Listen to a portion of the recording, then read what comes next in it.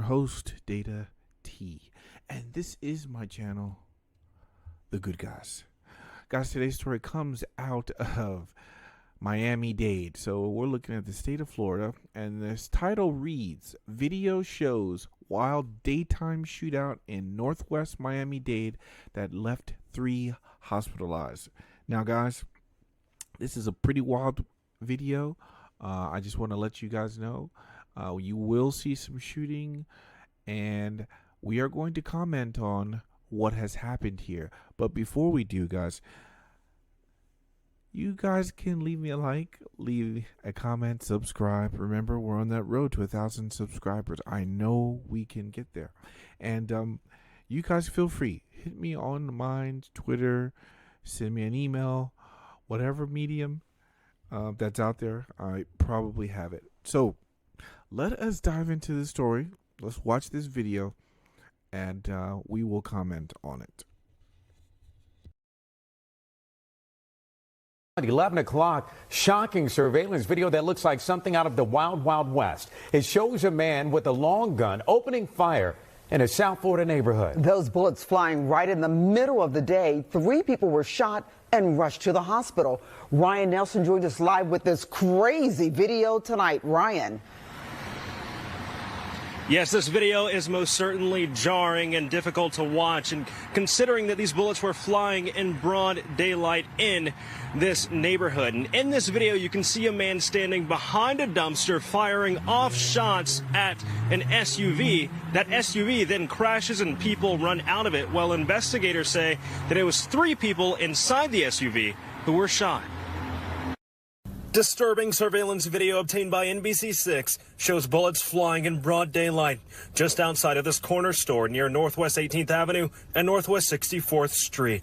The video shows a man ducking behind a blue dumpster and firing shots from a long gun. Smoke and muzzle flashes are seen going off during what police say was an exchange of gunfire. Moments later, a black SUV comes into frame in the video and crashes into the dumpster. An alternate view of the shootout shows people bailing out of the SUV. One person jumps out holding a gun. Others take off running. Now 3 men are in the hospital. In Spanish, a witness named Omar says, "We were here working. I was in the van, and suddenly a shooting of automatic weapon bursts. People running, firing shots, guns at the side. I hid. I couldn't see anything else. Just a lot of shots until the police arrived." Guys, let me pause it right there. What would you do in this instance? What would you do not only just as the bystander, but then what would you do as someone who is getting shot at? In 2 cases, okay, the bystander, let's say somebody, like this individual here, he said he was working and shots rang out. Guys, at that point, the only thing you can do, especially if you're not being shot at, is to A, leave the scene, or B, you take cover so you don't get hit. That is basically the only thing you can do. Those are the only 2 things you can do. Leave the scene, or you take cover. Especially if you are not the one getting shot at, you see bullets flying in a bunch of directions, and if you've made that determination they're not shooting at you, those are the 2 things that you can do. Now, as the individual who is getting shot at, from what it looked like to me, okay, is that this individual that was hiding behind the dumpster was returning fire. From what I saw, it looked like he was getting shot at. You could see some of the shots fell short. That's why you saw the dust kick up, and then he returned fire. That's what it looks like to me. Let us hear what the investigators say about this. Police say it all started as a drive-by shooting. Shots fired from a dark-colored SUV in the direction of 2 people who were on the street. Okay, so we have it. This was a drive-by shooting. That's what happened. And then this man, I don't know, he just decided to have his long gun, or it really is an AR pistol. That's what it looks like to me.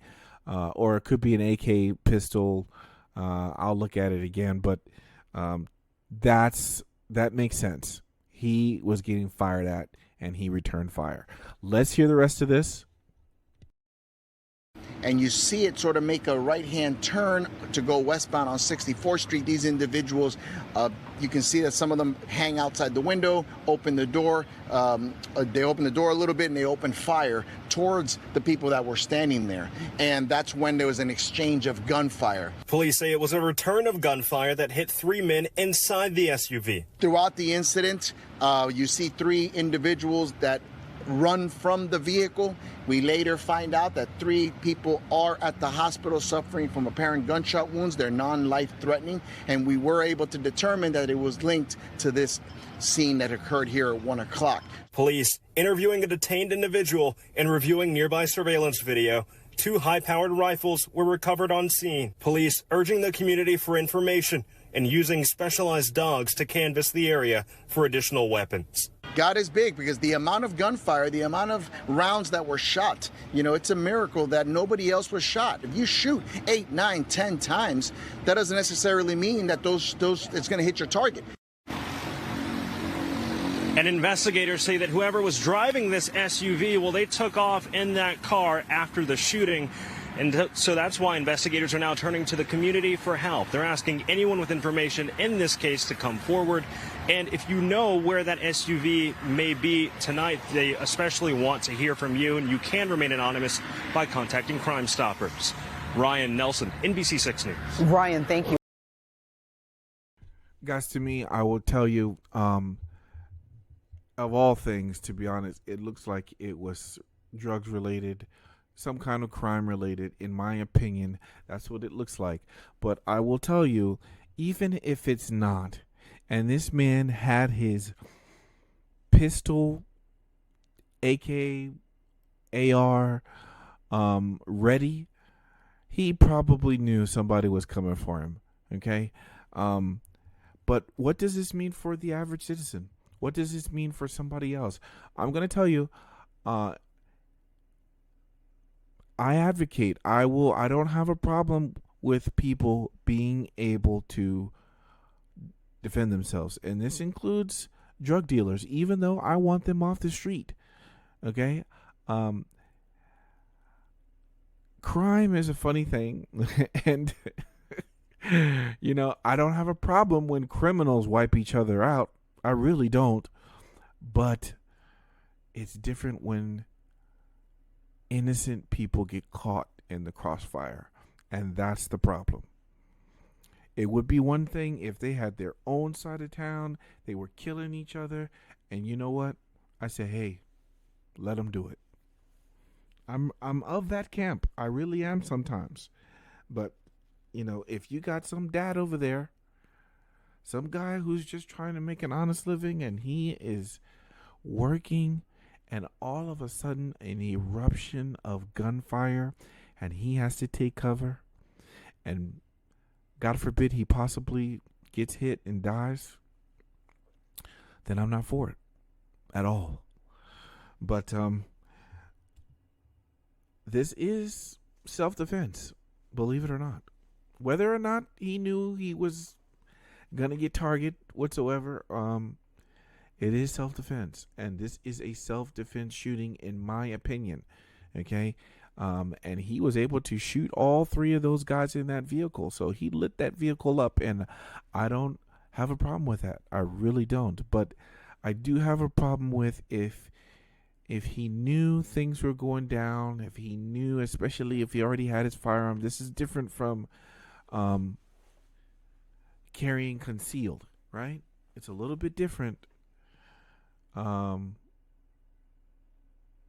Because I really believe he knew it was coming down. And if you knew it was going down, why you stay there? Why not go to a different venue? Why not go somewhere else? Why not look for a place that is void of human collateral? Meaning you go to a place where you believe the less likely of civilians will be hit, and maybe, in some cases, guys, you may not even have the time to do that. But I would love to hear some more details on this story, but in my opinion, this guy is, I'm not gonna go far as say he's a good guy, but he definitely uh, is in the category of self-defense.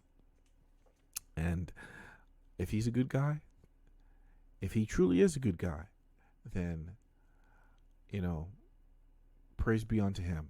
And I will say there is, if you got to walk around with an AK pistol or a pistol AR-15, so be it. I wonder if Florida I know Florida's constitutional carry now, so he doesn't need a permit. He doesn't need it for open carry nor for concealed carry. So it's his prerogative. If he wants to walk around with a firearm all day, that's your business. And me personally, I don't have a problem with that. So, good story. And it's good to see this, guys. You tell me what you think, okay? In my opinion, good people have guns. Good people should always have guns, because if good people do nothing, there will be no good guys.